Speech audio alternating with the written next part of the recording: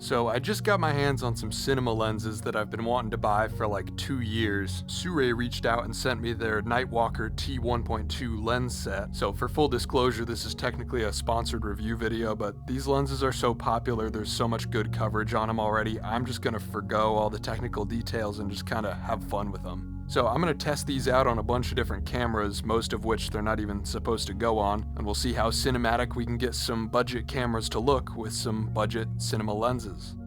Okay, so right now we're shooting on my normal super zoom lens, and we're gonna switch over to this 35mm. Wow, I'm not used to my footage being this crisp. I'll also be shooting the whole video on the Night Walker set with my main camera, the FX30, so you'll get my actual review later on in the video. Then I'll borrow an even nicer camera to try these out on, but for now, we'll just have fun with the weird ones. Okay, I'm gonna start with a fan favorite, the modified action camera. I grabbed some of these lenses in micro 4/3 mount specifically so I could use them with this. This feels illegal. Cinema lenses on an action camera. Cinema lenses are particularly good for adapting and tinkering because they're fully mechanical. On most modern lenses, the focus ring is all driven by wire, so they'll be completely useless on cameras they weren't designed for, whereas manual lenses will stay fully functional. So, let's try this thing out. I'm gonna put a cage back on this thing so I can mount it up to a tripod, stick a little microphone on there, and boom, that is a tiny, tiny little camera rig. Now, for an action camera, this thing has a pretty big sensor, but compared to the APS-C size these lenses were designed for, it's about a 1.8x crop. Luckily, this lens set gets pretty wide, all the way down to a 16mm. I'm gonna test it out with the 24 to get a nice mid-length. The following is shot on the modified action camera. Okay, right off the bat, I'm noticing it's a lot easier to pull focus with this. I think just using a sharper lens helps with how tiny this screen is. I've only ever really shot on this camera using mediocre zoom lenses or vintage glass, so the big thing I'm noticing here is not just increased sharpness, but increased contrast too. Also, I should note, all the footage you're seeing right now is not color graded at all. Everything out of this action cam setup looks very pink. I'm fairly certain there's an issue with the infrared filter, because that doesn't appear at all on the other cameras with the same lens. So I gotta fix this camera at some point. Let's do a little comparison between this 24mm and the old 25mm C-mount, see what the difference is. So I'm just gonna set up a nice shot here. Okay, this is the Sirui Night Walker. Here is the C-mount. I'll have to look at the footage on the computer, but from what I can see and hear, it's definitely way bloomier. Compared to the old C-mount lenses I'd been using with this rig, the Night Walkers are undeniably sharper and more accurate. They're obviously larger, but this is about as compact as cinema lenses get, and the extra weight isn't a bad thing for stability on such a small setup.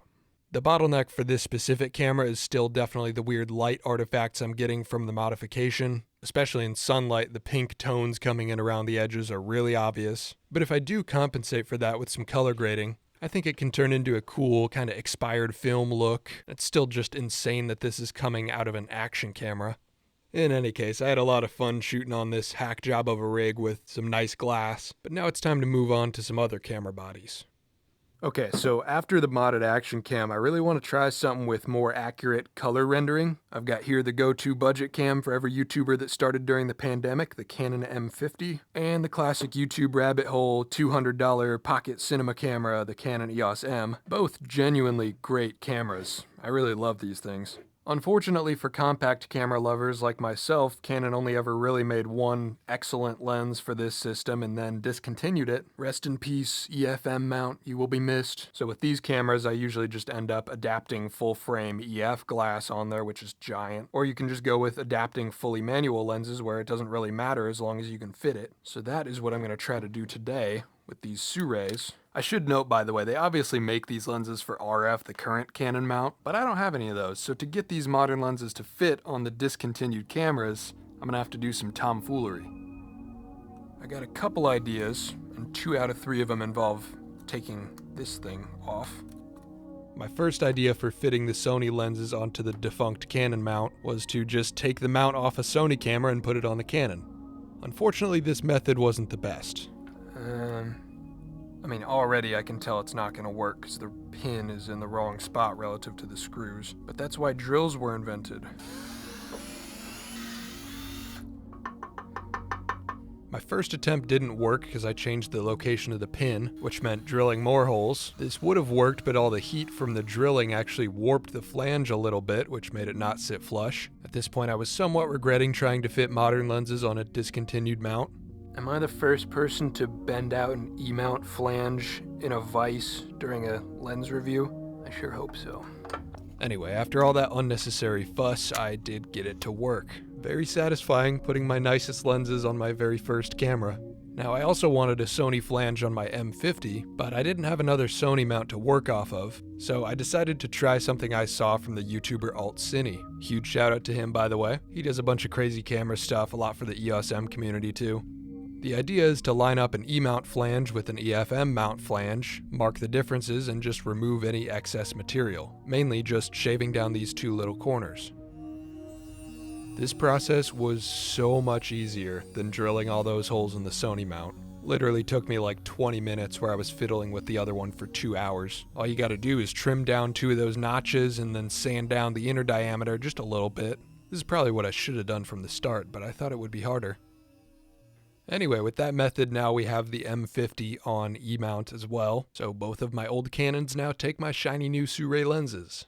And after putting the screen back on my disassembled EOS M, I was ready for some cinema.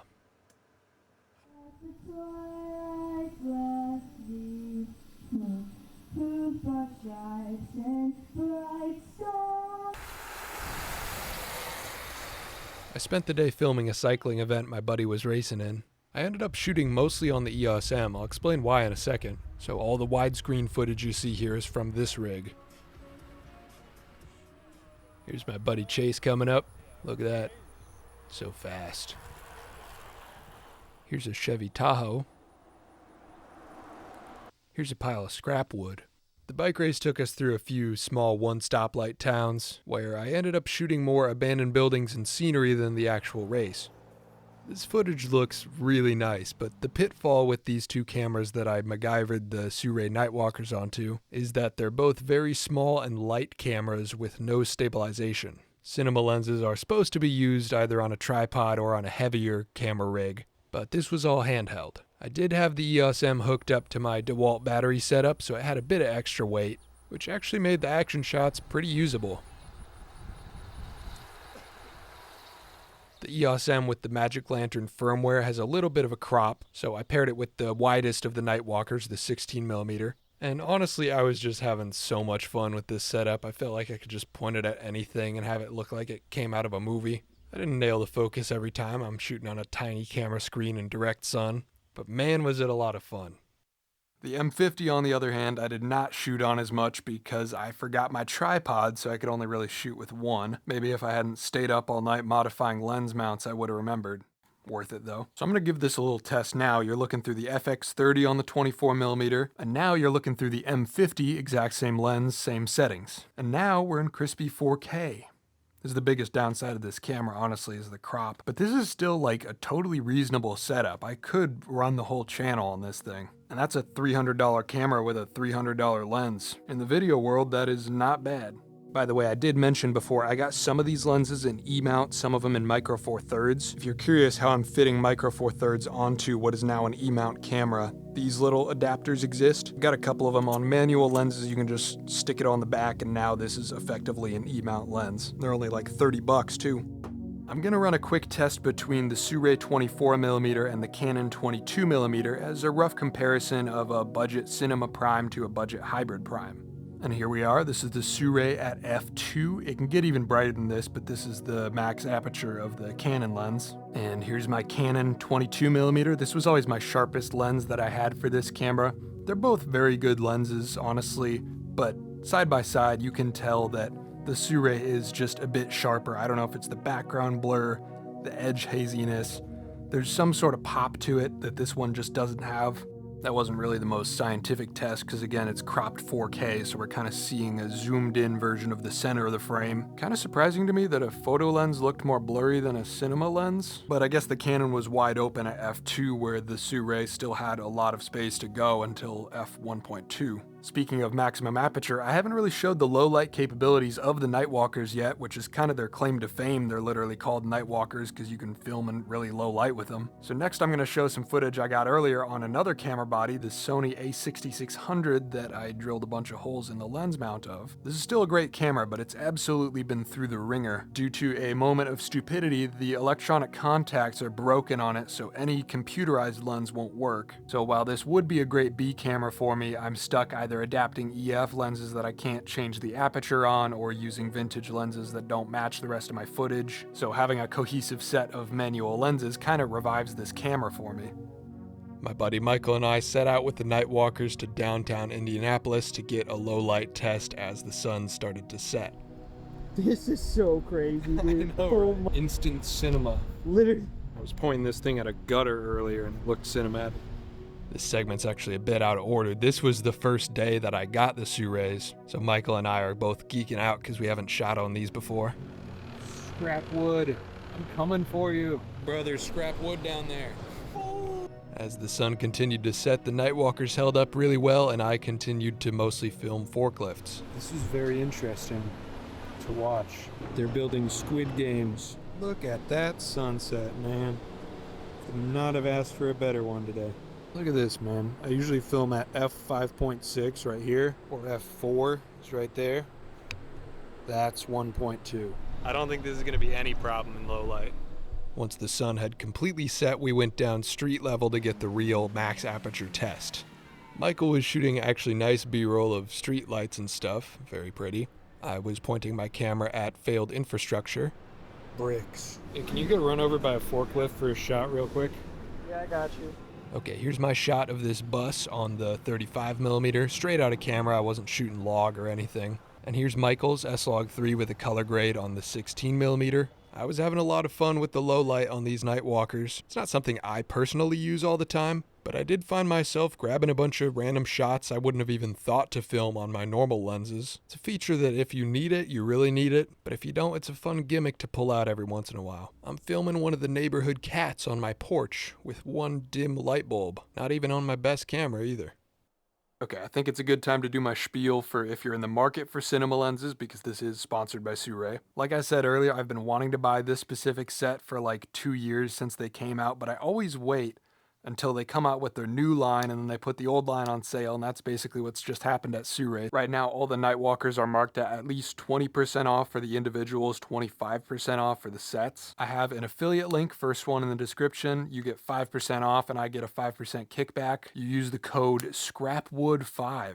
I sent a whole extra email to get a scrapwood related discount code. The key selling points to the Nightwalkers specifically are, like I said, the T1.2 extreme low light maximum aperture, and most importantly to me, the compact size and genuinely great build quality. All metal construction. Listen to this. Canon photo lens, another budget cinema lens, and the Nightwalker. Come on, check this out. I dropped the entire set of lenses from like 2 feet on accident. That little nick right there is all that happened to it. I mean, I did have the lens caps on, but that says something. That's a thumbs up from me. So if you're in the market for some nice cinema lenses, check out the Nightwalkers while they're on sale. First link in the description and coupon code SCRAPWOOD5. All right, now it's time for the final 2 cameras, the ones I've been waiting for. The $10 Kids Vivitar Shark camera. And, hold on, I gotta go steal something. My roommate's co-worker's $3,500 Sony FX3. Now, these 2 tests will be particularly interesting because the Shark camera has a very, very tiny sensor. I don't even know how small. So it might not be able to produce a usable image at all. And then the FX3 is a full-frame camera where these lenses are designed for APS-C. So when I hold up this lens, you see this little patch of light that it's projecting out? That is the image circle. And then the actual sensor of the camera is this little box that's actually recording the image. Now, full frame lenses project bigger. Look, you can see my lamp in there. That image circle might be, that's a bit too big, but you get the idea. And that's designed for a larger sensor. Lenses designed for a bigger sensor are going to be bigger themselves, but if we go outside the intended use case and put the smaller lenses on the larger sensor camera, we can theoretically get a wider field of view out of a smaller and cheaper lens. This is the 16mm Sirui on an APS-C camera as it was designed, and this is the exact same lens on the full-frame FX3. So you can literally see the edge of the image circle, those black corners up there. Outside of the vignette, the 16mm had no noticeable artifacts as I changed aperture and focus. On the 35, I did notice some focus breathing towards the edges that's not normally visible, because again, everything outside of about here is not really intended to be seen. The 55mm had a similar effect going on. The 75 didn't really have any of this all the way to the edge of the image circle, and the 24 did have a little bit, but not as noticeable as the 55. It's interesting how when used on the intended sensor, these lenses are incredibly consistent, but when you kind of look outside of the engineered area by sticking them on a full frame, each one has its own hidden quirks. That's the test I wanted to run on the FX3. I hadn't seen any videos of people sticking these on full-frame cameras to see what they look like, and that's the kind of tinkering that I love, so there you go. It's kind of a fun, unique use case for these I think could actually be useful, but now it's time to move on from a large sensor camera to a very, very small sensor camera. This is a Vivitar kids camera. You can find them for like $10. You can get it with a shark on the front or a dinosaur or a unicorn. FX3 don't got that. But this is legitimately the worst camera I own. The branding claims it shoots 1080p, but that's a complete lie. It's just upscaled like 360. I believe the sensor is 0.4 megapixels. That I think is 24 or 26. But it does have games. FX3 don't got no games. It also has a music player, onto which I have loaded Chief Keef. So anyway, we're gonna try to put cinema lenses on this thing, see what it does.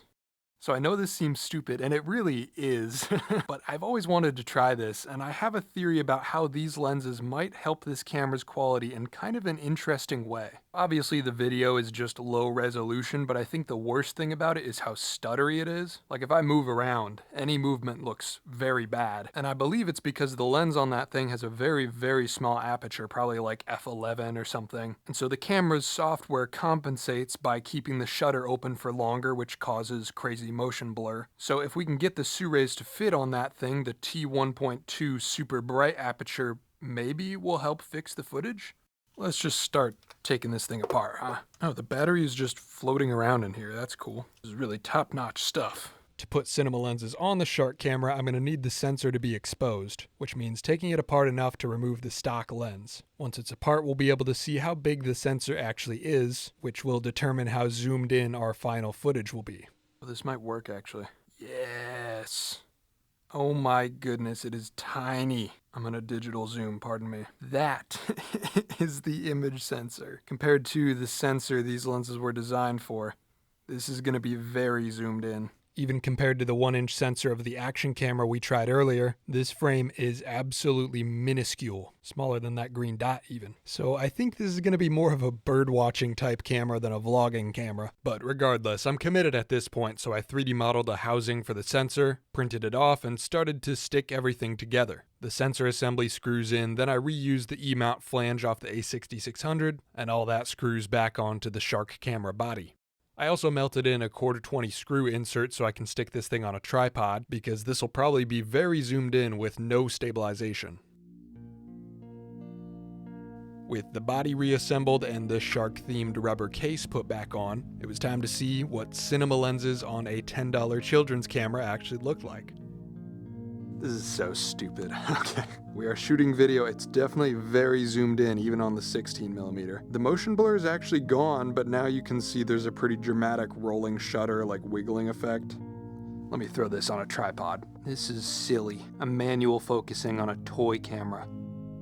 I mean, it still looks bad, but it actually works.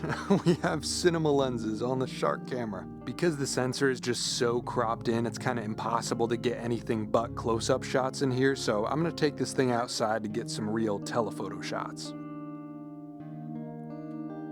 The first thing I found was this little squirrel running around out my window at sunset. The picture is a fun combination between the character of these lenses and the kind of nostalgic feel of the tiny sensor. Once the sun fully set, I biked over to the Indiana Fairgrounds to get some footage of the rides spinning around. My aperture was mostly between 2 and 1.2 here, And you can tell the sensor's still struggling in such low light, but this camera was not capable of getting footage of this kind at all before. Focusing perfectly didn't really matter at such a low resolution, but it was really cool where I was able to get some depth of field in these shots. On the previous darker lens, it was pretty much just everything in focus all at the same time. I actually had a ton of fun shooting on this thing. I was able to get a little sequence of this roller coaster going around. Something about setting up and shooting with cinema lenses on a toy camera as if it were a professional one. It's just funny to me, even if the footage still isn't really practical for anything. We saw some storm clouds rolling in, and I pulled focus on a random spot to try to get some lightning. Oh, I got that. Yes.